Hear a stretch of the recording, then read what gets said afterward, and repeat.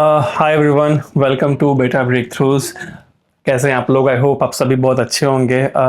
Last episode हमारा बहुत अच्छा रहा था और आप लोगों का फीडबैक इतना अच्छा है और हम लोग को बहुत अच्छा लगा कि हम लोग क्रिकेट का डिस्कशन किए थे और जिस तरह से कमेंट्स और लोगों के ओपिनियन आए बहुत अच्छे थे। और हमने रिक्वेस्ट किया जो हमारे गेस्ट हैं विकास जी, जो कि यहाँ पे क्रिकेट खेलते हैं और एनालिस्ट हैं, तो इनसे हम दोबारा मिलने आए और सोचे कि बात करते हैं आज की T20 के बारे में कि इंडिया ने कहाँ इम्प्रूव किया है और कैसा रहा है इंडियन टीम का परफॉर्मेंस। तो first of all welcome to the show. Thank you so much. बहुत अच्छा लगा वापस आके। हम लोग कोशिश करेंगे कि जो 5 वनडे मैच T20 मैचेस हैं हम लोग उसको अच्छे से कवर करें। और एक्सपर्ट तो हम लोग नहीं कहेंगे, जो एक एनालिसिस होता है एज अ फैन हम लोग वो चीज़ डिस्कस करेंगे और होपफुली वी विल डू। सबसे पहले इंडिया ने टॉस जीत करके बॉलिंग किया और लास्ट मैच में जैसे वो बहुत पिटाई हुई थी, इस मैच में साउथ अफ्रीका को 115 रन पे ही रोक दिया। तो कैसा लगेगा आपको बॉलिंग परफॉर्मेंस? सो धर्मशाला में मैच था। Dharamshala is one of the beautiful ground. India का जो है one of the best ground है। पिचेस स्ट्रॉन्ग फास्ट पिचेस आती हैं, बाउंसी पिचेस होती हैं। और इनिशियल स्टेज में इंडिया ने टॉस जीता, पहले बॉलिंग सेलेक्ट किया और उन्होंने जो हर्षित राणा एक रिप्लेसमेंट के ऐसे आए और अच्छा यूटिलाइजेशन किया पिच का। अच्छी स्विंग हुई, पिच पे बाउंस थी। अर्शदीप और हर्षित राणा ने अर्ली विकेट्स मिले। मार्करम का एक सॉलिड इनिंग आया 60 रन का, जो कि एकमात्र प्लेयर थे जिन्होंने रन बनाया। उनके वाइस कैप्टन अगेन मेरे फेवरेट प्लेयर डोनोवन फरेरा ने भी कुछ कोशिश करी लोअर ऑर्डर पे, but 117 is very challenging. 116 run का टारगेट सेट हुआ और it was a piece of cake for Indian team. आपको क्या लगता है कि जैसे इंडियन टीम ने क्या चेंज किया अपनी बॉलिंग में कि कहाँ 215 और कहाँ 114? नहीं तो पिच की बात है, ग्राउंड पे डिपेंड करता है। आपको यही अगर साउथ अफ्रीका अगर पहले बॉलिंग कर लेती तो शायद ये चीज़ इंडिया के अगेंस्ट में चली जाती। टॉस जीता, बॉलिंग मिल गई और सीम अच्छा कर रहा था, पिच पे बाउंस थी, बॉल हरकत भी कर रही थी पड़ने के बाद, तो ज़्यादा बेटर परफॉर्मेंस रहा। अच्छे से कंट्रोल कर सकी और अच्छा यूटिलाइजेशन ऑफ कंडीशन, जिसके लिए अभी टेस्ट में इंडियन टीम इतनी ज़्यादा क्रिटिसाइज हुई कि कंडीशंस के हिसाब से उन्होंने प्लेयर्स नहीं रखे थे। बुमराह होता तो शायद 115 117 16 रन भी नहीं लगते। लेकिन बुमराह की जगह पे आज हर्षित राणा थे और कैसा लगा आपको उनका बॉलिंग परफॉर्मेंस? हर्षित राणा पिच अच्छा था, वो अच्छा ही बॉलर है। अब मैं बोल ही रहा हूँ ना, अगर आपको वो बार बार दिखेंगे तो आपको वो अच्छे लगने लगेंगे। हमारे साथ हमारे पास जो हमारे फास्ट बॉलर जो कि अभी सेलेक्टर है अजीत अगरकर, वो उनकी एवरेज 60 रन थी। 10 ओवर में 60 रन बैठते थे, लेकिन उन्होंने इतना मैचेज खेल लिया कि अब लेजेंड बन गए वो। तो अगर आप किसी प्लेयर को पुश टू शॉव करेंगे, जबरदस्ती खिलाते रहेंगे तो अच्छा खेलेगा ही ना। पिच तो है, बॉलर थोड़ी खराब है। इन स्विंगर उसकी अच्छी है, उसकी नेचुरल इन स्विंग आती है हाथ से छूटने के बाद, और स्पीड भी अच्छा है। वो 2-3 साल में अगर अच्छे से इंडियन टीम ने उसको मैनेज किया तो वो अच्छा प्लेयर बन जाएगा। हाँ, बस यही डर लगता है कि जब आपके पास एक अच्छा बॉलर है जो कि थोड़ा बहुत बैटिंग भी कर लेता है, उसको हम लोग इतना ज़्यादा प्रेशराइज ना कर दें कि इरफान पठान बन जाए वो। तो हर्षित राणा को अच्छा पुश मिल रहा है, वो टाइम ऑन टाइम डिसअपॉइंट नहीं कर रहा है, अच्छी बॉलिंग कर रहा है। लास्ट टाइम भी प्रसिद्ध कृष्णा भी एक मैच में उसको 80s गए, 85 रन वो पिटा, बट नेक्स्ट मैच में उसने रिकवर कर लिया। तो ये तो चलता रहेगा, अप्स एंड डाउन तो चलते रहेंगे। He is not a bad prospect world cup के लिए, पता नहीं। और आई थिंक कि राणा का जहाँ तक बात रहा कि वो वाइट बॉल में इनका अगर आप देखोगे स्टैट दोनों अच्छा है। टेस्ट में उन्होंने अर्ली डेब्यू करा दिया, इसके वजह से बहुत ज़्यादा उनको क्रिटिसाइज किया जाता है, क्योंकि ऐसा तो सिचुएशन ऐसा क्रिएट हो गया था कि या पता नहीं है, इस तरीके से बताया गया कि कोई बॉलर ही नहीं है हमारे पास, तो ही गॉट द अपॉर्चुनिटी, उसमें कुछ नहीं कर सकता है। शिवम दुबे के बारे में बात करते हैं। आज उन्होंने भी बॉलिंग डाली 3 ओवर में 21 रन, बॉलिंग पिच ही था, वो पिच ही बॉलिंग का था। जब वो बॉलिंग के लिए आया तो 6, 7, 8 बैट्समैन डाउन खेल रहा था और ग्रिप जैसे सी मूवमेंट हो रही थी, पिच पे ग्रिप थी, पटकने के बाद इन स्विंग बॉल हरकत भी कर रही थी, इसलिए उसका पहला बॉल इन स्विंगर नहीं, डाउन लोअर ऑर्डर के बैट्समैन थे, नहीं समझ पाया, आउट हो गए। ये फास्ट बॉलर की पिच थी, कुछ कर नहीं सकते थे। बॉलिंग में आप कितना रेट करेंगे इंडियन टीम का जो आज बॉलिंग एवरेज ही थी, ऐसे कुछ एक्स्ट्रा ऑर्डिनरी नहीं किया। आप अगर हाँ अब कोई दूसरा बैटिंग वाले पिच पे आप एक्स्ट्रा ऑर्डिनरी बॉलिंग करते हैं तो आप कह सकते हैं, बट ये तो नॉर्मल ही साधारण सी पिच थी। आपको पता है कि आपको यूटिलाइजेशन मिलेगा, ठंडी है हवा में, फास्टर्स को मदद मिलेगी, सीम स्विंग करेगी, तो उन्होंने यूटिलाइज किया। साउथ अफ्रीका पहले बैटिंग करती तो इंडिया के लिए भी टफ हो सकती थी। लो स्कोर था, अगर यही पे 160 रहता तो शायद चैलेंजिंग भी बन सकता था। इंडिया को भी आसान नहीं लगा बैटिंग चेस करने में, ऐसा उन्होंने कन्विंसिंगली 10 ओवर में नहीं जीता उन्होंने। आपको देखोगे तो तिलक वर्मा का 30+ बॉल में 28 रन है, आपका रन बॉल खेला है शुभमन गिल, वो तो फिर वही अभिषेक शर्मा स्टैंड आउट, तो मुश्किल तो है ही। आज की टीम कॉम्बिनेशन के बारे में बात करते हैं कि इंडियन टीम में 2 चेंज किया। बुमराह पर्सनल की वजह से घर वापस गए थे और अक्षर पटेल का तबीयत सही नहीं था, तो उन्होंने कुलदीप को लेकर आया और राणा को लेकर आया। इसके अलावा बैटिंग में कोई चेंज नहीं किया, लेकिन आज फिर एक नया नंबर आया, नंबर 3 फिर से चेंज हो गया वापस से। जो लास्ट वीक हमने जब 2 दिन पहले वीडियो करी थी, हमारी पहली वीडियो थी, उसमें हम लोगों ने यही डिस्कशन किया था कि नंबर 3 पे तिलक वर्मा का होना चाहिए और नंबर 4 पे सूर्या। गिल की तो कोई जगह ही नहीं है। आज उन्होंने वही चीज वापस से प्रूव करने की कोशिश करी। गिल का तो कोई जगह ही नहीं बनता टॉप 10 में, टॉप 11 में। मुझे नहीं लगता कि उनको उनके पीछे ऐसे इतना अब ज्यादा इन्वेस्ट करने की जरूरत है। 15 मैच 10 मैचेस 9 मैचेस और बचे हैं आपके पास, clear cut you need to give chance to Samson. अब आपको वो 5 मैच आपने दिया, अच्छा खासा मैच गिल को, गिल बहुत बड़ा टॉप का प्लेयर है, चलो 2-3 मैचेस और दोगे, उसमें 1 सेंचुरी मार देगा तो फिर 50 रन मार देगा तो फिर आप बोलोगे अरे देखो 70 रन तो मार दिया, 80 रन तो मार दिया, वो अच्छा तो खेल रहा है। ऐसे थोड़ी चलता है। लेकिन आज भी देखा गया कि आज तो कोई प्रेशर भी नहीं था, आज भी वो बहुत स्ट्रगल करते हुए देखे। स्टार्ट अच्छा किया था लेकिन वो तो बिल्कुल ही ऐसा लग रहा था फोर्सफुली वो खेल रहे थे, कैलकुलेटिव रिस्क ले रहे थे, बिल्कुल रन बॉल खेलना था, उनको प्रूव करना था कि भाई 117 रन का चेज है, एटलीस्ट मैं एंड तक रहूंगा कैसे भी करके। अगर मैं 40 बॉल में 40 रन भी बना के अगर एंड तक रह रहा हूं तो मेरे लिए बहुत ही ईजी हो जाएगा मेरी लाइफ। ये कोशिश करने के चक्कर में वो आउट भी हो गए। और नहीं यार, जबरदस्ती आप किसी अच्छे टेस्ट प्लेयर उसकी भी माइंडसेट आप बिगाड़ रहे हैं, उसके भी कॉन्फिडेंस को आप ब्रेक कर रहे हैं। जबरदस्ती की जिद पे लोग पड़े हुए हैं तो कुछ नहीं। आई थिंक नौबत ऐसा आ जाएगा कि अभिषेक शर्मा ड्रॉप हो जाएंगे लेकिन शुभमन गिल ड्रॉप नहीं होंगे। आई थिंक पता नहीं, वो तो एक तरीके से थोपा जा रहा है। अब तो ये एक्सेप्ट खुद ही करना चाहिए। एक अच्छा प्लेयर है शुभमन गिल, वो भी यंग है, उसको भी वो तो अंदर ही अंदर तो चाह ही रहा होगा ना कि मैं भी प्रूव करके दिखा दूं। तो बट क्या हो रहा है, इसकी वजह से उन पे बहुत ज्यादा प्रेशर आ रहा है। Pressure is taking best out of him. आप देखिए, आपका 2 main player captain and vice captain दोनों प्रेशर में है, बस एक मूव की वजह से, क्योंकि गिल अच्छा परफॉर्म, गिल को जबरदस्ती वाइस कैप्टन बना दिया गया है। सूर्या का फॉर्म डाउन, ये चीज भी मुमकिन है। आपके पास 9 मैचेस हैं, सूर्या का अगर बाकी के 3 मैचेस खत्म हो गए हैं, 2 T20s और बचे हैं और बाकी का एक और टूर्नामेंट शायद ऑस्ट्रेलिया आ रही है या शायद ऑस्ट्रेलिया आ रही है T20 खेलने के लिए। तो अगर आपके पास सूर्या का बैटिंग एवरेज नहीं हुआ तो सूर्या का चांस है ड्रॉप होने का।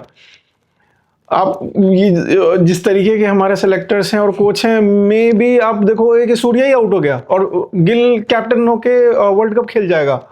सूर्या की तो पूरी कैरियर ही दांव पे है, गिल का तो कुछ नहीं जाएगा, गिल का कुछ नहीं जाना है।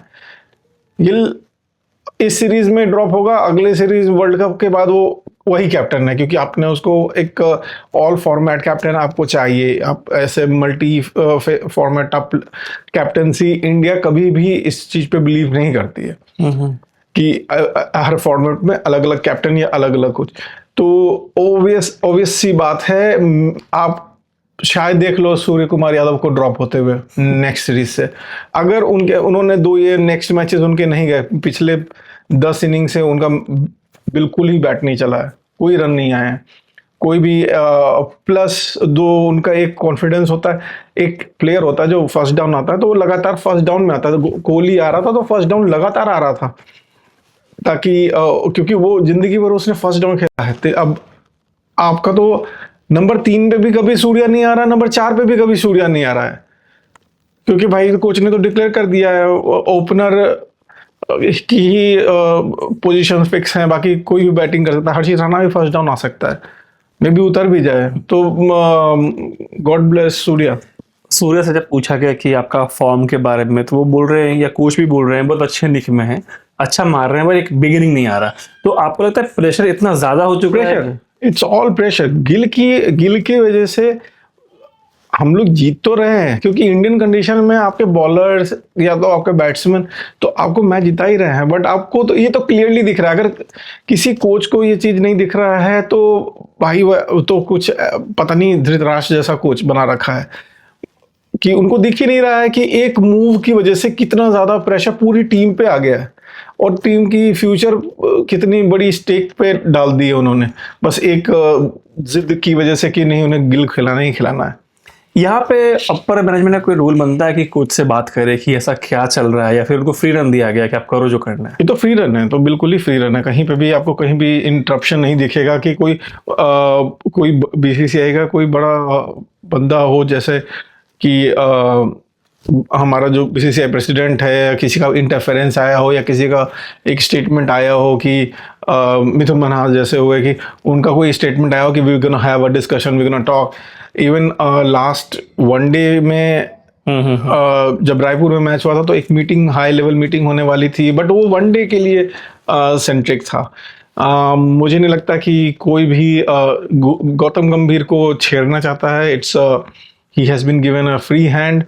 अब तो मुझे the way today he was active in the ground, coach बिल्कुल ही वो फुटबॉल कोच के जैसा, जैसे वो आशीष नेहरा ग्राउंड पे होते हैं, या आप फुटबॉल के कोचेस मैनेजर्स को देखोगे कि वो एक मूव कंट्रोल करते हैं, वैसा वो कंट्रोल कर रहे थे, जो कि एक बड़ा रेड फ्लैग है सूर्या के लिए, कि मे भी उनको शायद नहीं मिलेगा मौका अगर वो नहीं परफॉर्म करते हैं as a Surya, how Surya pledge.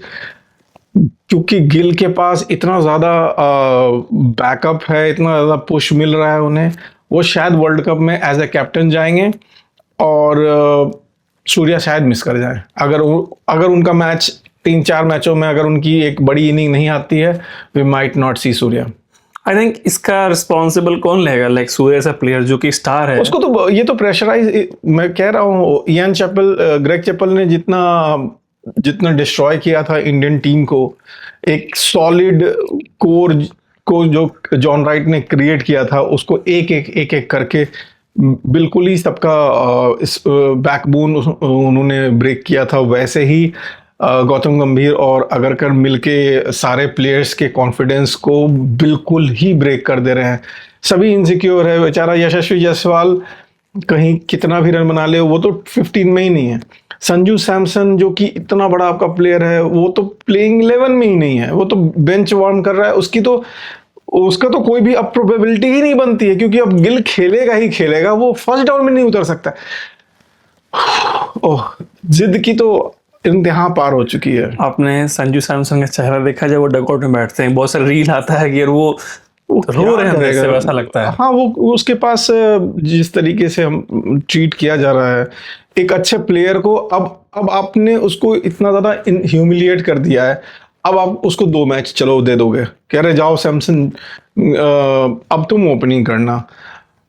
Opening तो कराओगे नहीं, फर्स्ट डाउन भेजोगे नहीं, सेकंड डाउन भेजोगे नहीं, फिर वो जीतेश शर्मा की जगह पे संजू सैमसन खेलेगा, लोअर ऑर्डर में भेज दोगे, उससे रन नहीं लगेगा, 2 छक्के मारेगा, तीसरे पे आउट हो जाएगा। बोलोगे देखो मैंने तो प्रूव कर दिया। संजू सैमसन तो बिलोंग ही नहीं करता है, डिजर्व ही नहीं करता है टॉप 11 में। जीतेश शर्मा हमारा फिनिशर है, संजू सैमसन से तो फिनिश भी नहीं हो सकता, ओपनिंग वो कर नहीं सकता, क्योंकि हमारे पास ओपनर्स फुल हैं। नहीं सही है सिचुएशन संजू सैमसन और सूर्या के लिए, नॉट अ गुड साइन। आपसे एक चीज पूछेंगे कि आपको लगता है कि अभी इंडियन कंडीशन है तो टीम बच जा रही है? हाँ, यही इंडियन टीम अगर बाहर रहती तो एक्सपोज हो जाती, बिल्कुल ही। बिल्कुल सही बात। मैं वही कह रहा हूँ, अगर अगर पहले बॉलिंग अगर साउथ अफ्रीका करती तो हम लोग शायद दूसरे इंटेंट से बात कर रहे होते, शायद ज्यादा एक्सेप्ट कर रहे होते। आज की जीत के बारे में बात करते हैं। इंडियन टीम ने जिस तरह से चेज किया, स्टार्टिंग में अभिषेक शर्मा ने बहुत रन बनाए, फिर गिल का आपने बात कर लिया, तिलक के बारे में बात करते हैं, उसको आज नंबर 3 में भेजा गया। आपको लगता है कि अगर खिलाना है तिलक को नंबर 3 पे तो उसी को खिलाओ, फिर अगर गिल नहीं खेल अब तो सारे जितने भी एनालिस्ट हैं, बड़े बड़े लेजेंड्स जो क्रिकबज़ पे हों या स्टार स्पोर्ट्स पे हों, उन लोगों ने भी गिव अप कर दिया है। तो हम लोग सिर्फ स्पेकुलेट कर सकते हैं, जो यूट्यूबर्स हैं, हम लोग बस स्पेकुलेट कर सकते हैं कि शायद कोई सेंस क्रिएट हो जाए उन लोगों के माइंड में, और शायद जो रेगुलर प्लेयर्स हैं, जो वापस जो उनका स्टार्टिंग में माइंडसेट था, जो उन्होंने स्टार्टिंग में क्रिएट करने की कोशिश करी थी, they go back to their basics, और वापस से अच्छा जो उनका गौतम गंभीर ने जितनी मेहनत से जो स्टार्टिंग में उन्होंने एक इम्प्रेशन डाला था कि ये देखिए मेरा कितना सॉलिड कोर है। संजू सैमसन को बुलाया टीम में, तिलक वर्मा को पुश किया कि हाँ यार आप रिलायबल नंबर 3 हो, Surya you are our number 4, आपके प्लेयर्स नीचे लोअर ऑर्डर को तो कोई टच नहीं कर सकता है। शिवम दुबे पे आपने बेट किया था, अक्षर पटेल पे बेट किया था। Let's see. वेल, लास्ट का 2 T20 बचा हुआ है, क्या चेंजेस आप चाहोगे इस टीम में? दो T20s में मुझे लगता है बुमराह नेक्स्ट मैच भी नहीं खेलेंगे, और आपको हर्षित राणा बाकी के तीनों मैच खेलने वाले, अर्शदीप भी ड्रॉप हो जाएगा। तो हर्षित राणा आपको बाकी के साथ तीनों मैचेस में दिखेंगे और वो विकेट ले लेगा, तो शायद जस्टिफाइड हो जाएगा, वर्ल्ड कप की सीट उसकी फिक्स हो जाएगी। संजू सैमसन खेलेगा नंबर 5 पे, नंबर 6 पे, और 2-3 छक्के मार के 1-2 छक्के तो मारेगा ही सैमसन, और या तो स्पिन पे आउट हो जाएगा, या तो स्पिनर पे ही यूजुअली आउट हो जाएगा, या फास्टर पे तो उन्होंने बॉश भी बुला लिया है जो उनका सबसे तगड़ा बॉलर है, तो वो भी फेल हो जाएंगे। सूर्या का तो सिचुएशन मुझे नहीं सुधरता हुआ दिख रहा है, वो भी ऐसे ही 1-2 क्रेजी सा शॉट खेलेंगे और आउट होके जा सकते हैं। तो जीत तो जाएगी इंडियन टीम, लेकिन 2-3 प्लेयर्स के लिए तो रेस्ट इन पीस। वेल, हमने आज के मैच के बारे में और आने वाले 2 मैचों के बारे में कुछ चीज़ कवर किया है। बहुत से लोगों ने आपके पार्ट को बहुत अप्रिशिएट किया है कि जो नॉलेज है जिस तरह से आप बता रहे हैं वो लोग रिलेट भी कर रहे हैं, और आपके वीडियो से बहुत सारा कमेंट्स भी आया था। आप क्या मैसेज देंगे कि बीइंग इन अमेरिकन आप यहाँ पे मैच भी खेलते हैं और इंडियन टीम को फॉलो करते हैं, तो आपके एनालिसिस को बहुत सपोर्ट किया गया, what about them? Thank you for supporting me. मेरी एनालिसिस बस एक एवरेज व्यूअर के और एक एवरेज प्लेयर के हिसाब से है, जो कि हम सभी में एक एनालिस्ट बैठा होता है।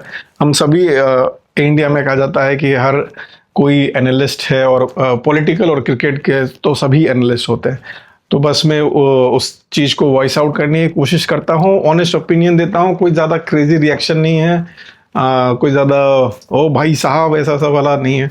तो सिंपल भाषा में जो सत्य है उसको पहुंचाने की कोशिश है। जो एजेंडा है वो ग्रोथ का है, प्रोग्रेसिव का, ये नहीं कि हमारा। हाँ, इसमें किसी को क्रिटिसाइज इसलिए नहीं किया जा रहा है कि आप जो भी हमारा एम है वर्ल्ड कप जीतना, शायद आप इसी टीम से जीत जाओ, क्या फर्क पड़ता है, सूर्या हो ना हो, ये एम नहीं है। एम है कि आप वर्ल्ड कप जीत रहे हो, बात खत्म हो जाए। कोई नहीं पूछता है कि कौन सा प्लेयर, जब आप जीत जाते हो तो आप जीत जाते हो। Once you won you won. अगर आप हारते हो तो बहुत सारे फिर स्पेकुलेशंस निकलते हैं, आपने इनको क्यों नहीं खिलाया, उसको क्यों नहीं खिलाया। अगर आप जीत गए तो बस जीत गए, अब कौन क्या किया कौन जानता है। और रिंकू सिंह ने एक बॉल मिला, एक बॉल पे चौका लगाया, कोई इस पे क्वेश्चन कर रहा है कि भाई ये रिंकू सिंह क्यों खेला, क्यों नहीं खेला, उसके जगह पे श्रेयस अय्यर क्यों नहीं गया एशिया कप में, कोई नहीं पूछ रहा है। जब आप जीत जाते हो तो आप जीत जाते हो, उसके बाद आपको कोई डिस्टर्ब नहीं करता है। तो एम यही है कि इंडियन टीम जीते, अच्छा करे। कुछ प्लेयर्स पे बुरा लगता है, जैसे कि बहुत डियर हो जाते हैं, बहुत क्लोज हो जाते हैं। संजू सैमसन, सूर्या, मोहम्मद सिराज, आपके मोहम्मद शमी, ये सब बहुत ही इन्होंने आउट एंड आउट प्रूव करा है, तो वो थोड़े हम लोगों से हमारे हीरो बन जाते हैं, तो हम लोग चाहते हैं कि वो अच्छा करे, तो बस यही कोशिश है। वेल काफ़ी इंटरेक्टिव सेशन था हमारा आज का, और आई होप कि आप हमारे आने वाले 2 T20 मैचेस कवर करेंगे। बिल्कुल बिल्कुल। इसके अलावा हमने डिसाइड किया कि हम लोग कुछ कुछ टॉपिक्स पे भी बात करेंगे क्रिकेट पे, जैसे कि जो हॉट टॉपिक चल रहा है, लाइक कि हम सोचे एक वीडियो डेडिकेटली हमें मोहम्मद शामी ही बनाए कि मोहम्मद उनके बारे शामी में पे हमें बनाना चाहिए, हमें श्रेयस अय्यर पे बात करनी चाहिए, उनके फ्यूचर पे, जो कि मुझे नहीं लगता कि I don't know what happened between him and the management, वो बिल्कुल भी कंसिडरेशन में नहीं है कहीं पे भी। We can talk about it. Well that's it for our episode for today, and I hope कि आप लोगों को पसंद आएगा। जो भी फीडबैक्स एंड कमेंट्स देना प्लीज़ आप कीजिए, एंड आई होप कि जैसे जो भी सजेशंस हो आप कर सकते हैं। Thank you. Thank you.